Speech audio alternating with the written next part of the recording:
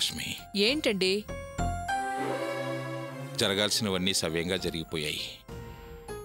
నువ్వింతవరకు అల్లుడు గారితో సరిగా మాట్లాడలేదు. ఇంటికొచ్చినప్పుడు కూడా కనీసం మాట వరుస కూడా మాట్లాడించలేదు. రండి కూర్చోండి అని కూడా అనలేదు. ఇక్కడ కూడా అలా వ్యవహరించకు. ఇది గుడి. జరిగిపోయిన వాటి గురించి తలుచుకొని మళ్ళీ అలాగే ప్రవర్తించకు. మొట్టమొదటిసారిగా అమ్మాయి అల్లుడు కలిసి వస్తున్నారు. ఇప్పుడైనా కాస్త ప్రేమగా అల్లుడు గారిని పలకరించు. బాగా మాట్లాడు. వాళ్ళ మనసు కష్టపడేలా నడుచుకోకు. సరేనా?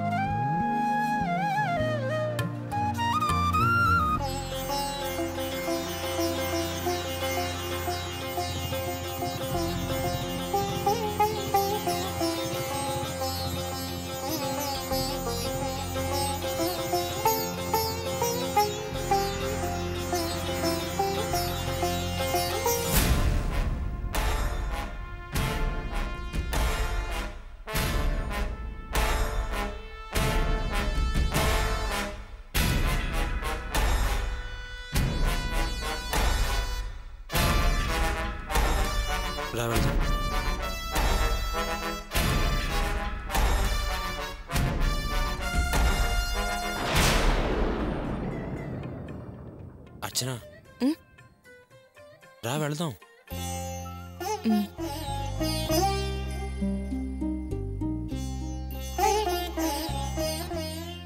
నమస్కారం అండి. నమస్కారం.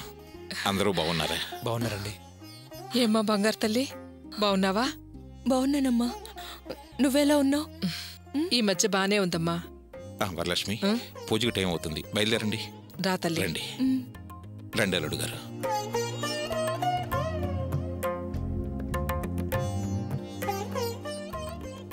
ఏమ్మా అర్చన, బాగున్నావా? బాగున్నానండి. నిన్ను చూసి చాలా రోజులైందమ్మా.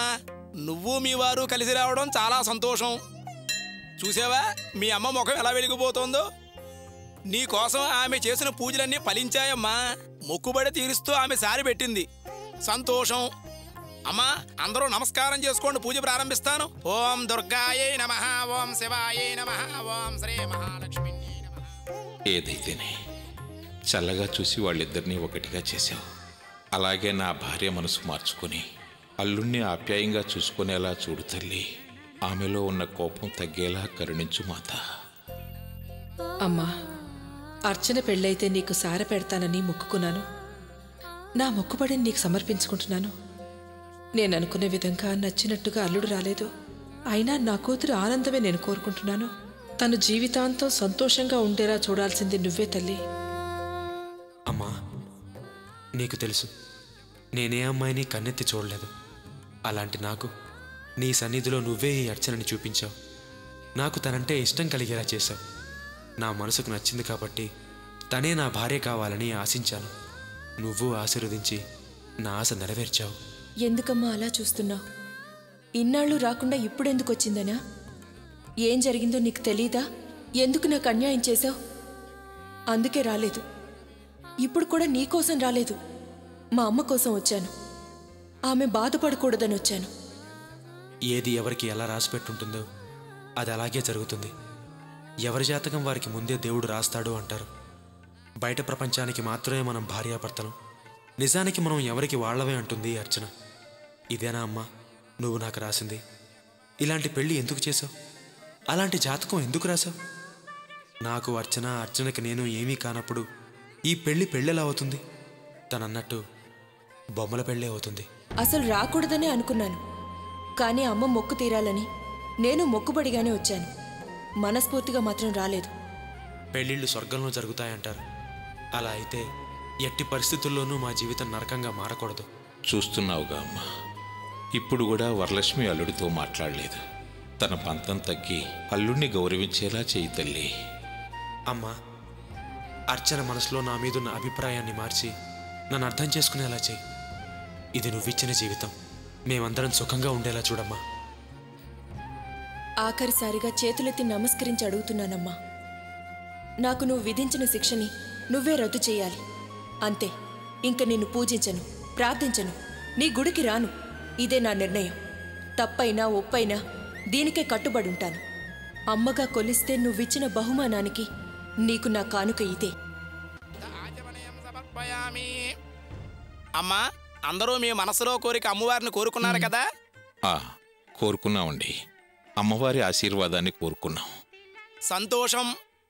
అందరి కోరిక ఆ అమ్మవారే తీరుస్తారు. నిశ్చింతగా ఉండండి. అమ్మవారి మీద భారమ్మోవి బ్రతికే వాళ్ళకి సంతోషమే సంతోషం. అమ్మ అర్చన, చిలకా గోరింకల్లా ఉన్నారు.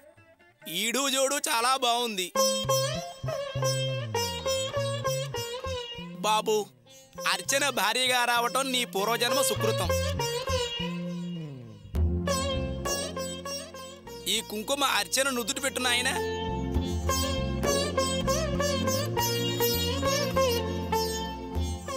కట్టుకున్న భార్యకు అమ్మవారి సన్నిధిలో కుంకుమ దుద్దే అదృష్టం అందరికీ రాదు. సిగ్గుపడకుండా నేను చెప్పినట్టు చెయ్యి బాబు. అల్లుడు గారు, పెట్టండి.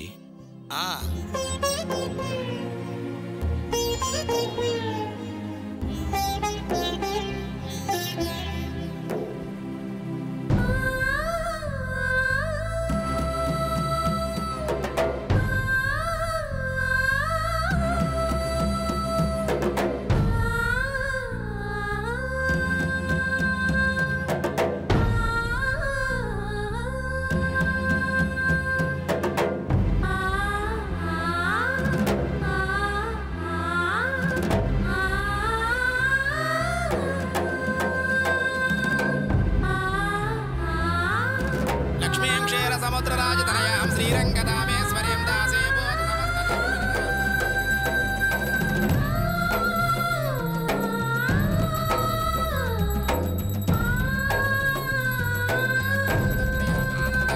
దివ్యమంగళ దివ్యనీరాయణం సమర్పయామి. శతమానం భవతి శతాయు పురుషः సతేంద్రియే ఆయుష్యేవేంద్రియే ప్రతిష్ఠతి. వస్తామండి. మంచిదమ్మా. వెళ్ళొస్తామండి.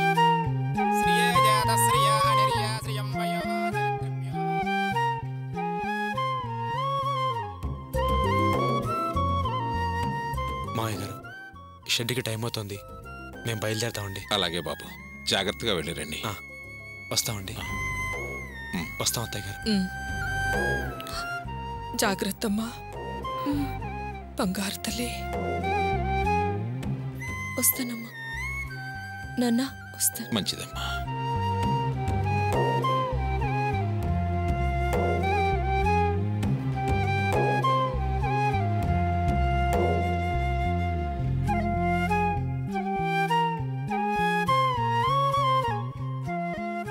వరలక్ష్మి, పద.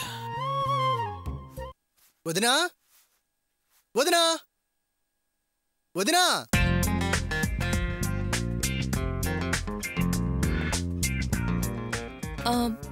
ఏంటి? తీసుకోండి వదినా. ఏంటిది? నా రెజ్యూమే.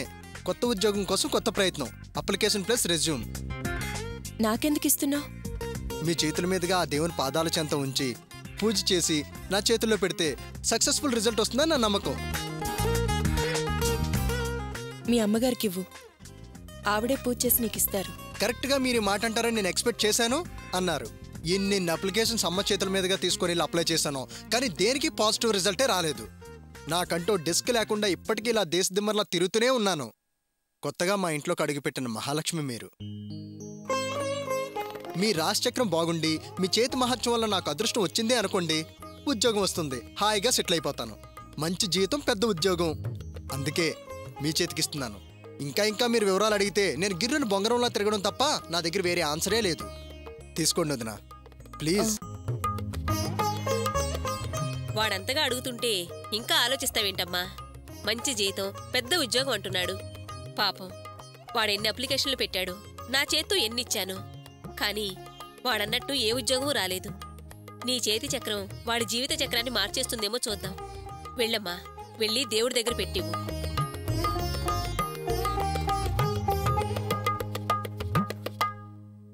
ఏంటోదినా? ఏంటి ఆలోచన? అమ్మ చెప్పా కూడా ఇంకా ఆలస్యం చేస్తారెందుకు? ప్లీజ్ వదినా, ఏదో నా తృప్తి కోసం ఓసారి మీ చేత్తో అందివ్వండి వదినా. ఏంటమ్మా నీ సందేహం? నేనేమీ అనుకోను. నువ్వొకటి నేనొకటి కాదుగా. వెళ్ళమ్మా, వెళ్ళు. తీసుకోండి వదినా.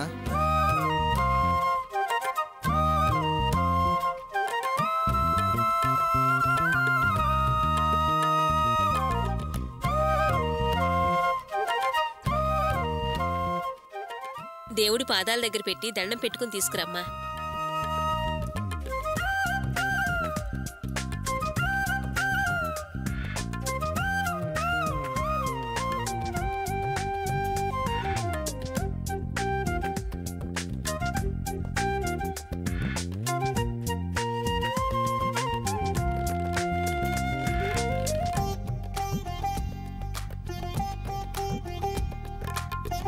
థ్యాంక్స్ వదినా. నా నమ్మకం ఒమ్ము కాదు. నాకు తప్పకుండా జాబ్ వస్తుంది. నేను మీకు మంచి ప్రెజెంటేషన్ కూడా ఇస్తాను. నువ్వు సెటిల్ అయితే చాలు.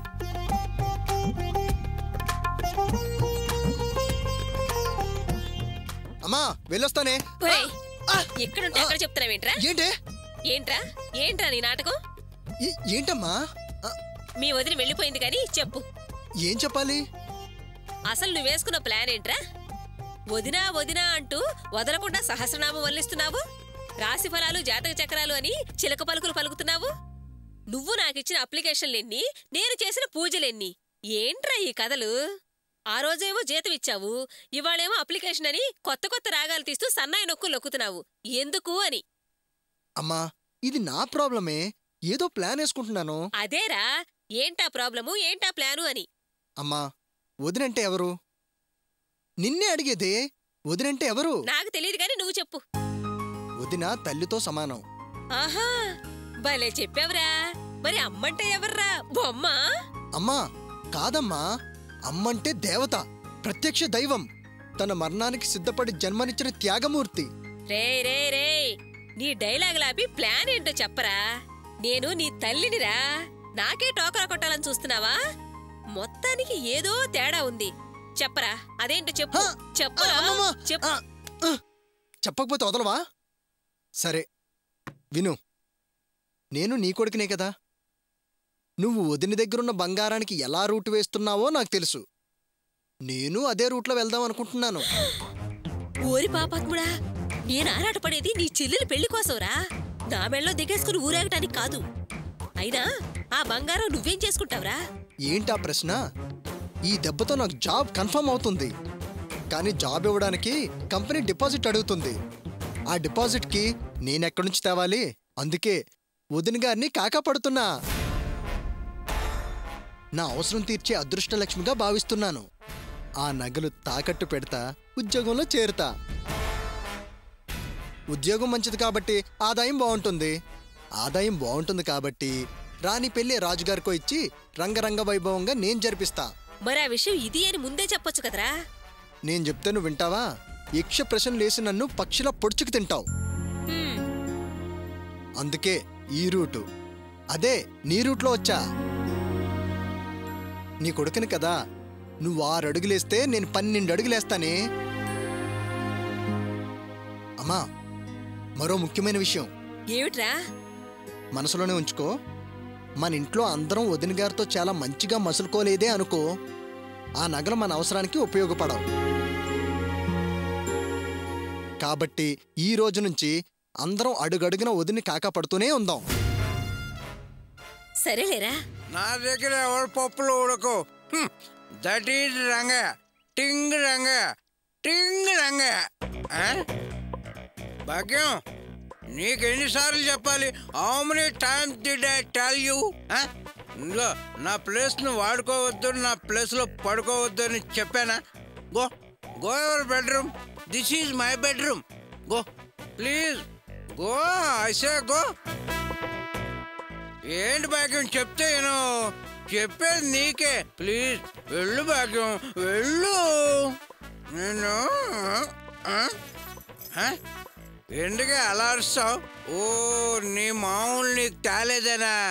ఏం చేయని చెప్పు. నా ప్రాబ్లమ్స్ నావి భాగ్యం. మామూలుగా అయితే అక్కడ ఇక్కడ అడుక్కుని నాకు 4 పెగ్గలు నీకు 4 లెగ్ పీసులు అరేంజ్ చేసేవాడిని. కానీ ఇవాళ నా క్వార్టర్ అరేంజ్ చేసుకోవడానికి తెలిసిన బార్లన్నింటిలో తెలిసిన మాలన్నింటినీ అడిగా. అబే ఒక్కడు దొరకలా. ఇంకా నీకెక్కడ తెచ్చేది? No chance, no chance. Bhagyam, ఎలాగోలాగే వాళ్ళకి అడ్జస్ట్ చేసుకో. రేపు నేను మందు మానుకునైనా అందాక ఎందుకు మటన్ షాప్లో అప్పు పెట్టైనా నీకు లెగ్ పీసులు అరేంజ్ చేస్తా. ఓకే, నీకు నాకంటే లెగ్ పీసులే ముఖ్యం. ఓకే, అర్థమైంది భాగ్యం? కమాన్ కమాన్, నా లెగ్ పిక్ తిను. దా పిక్ తిను. Come on, this is my leg. Come on, eat it, eat it. దా తిను. కమాన్, దా. కమాన్.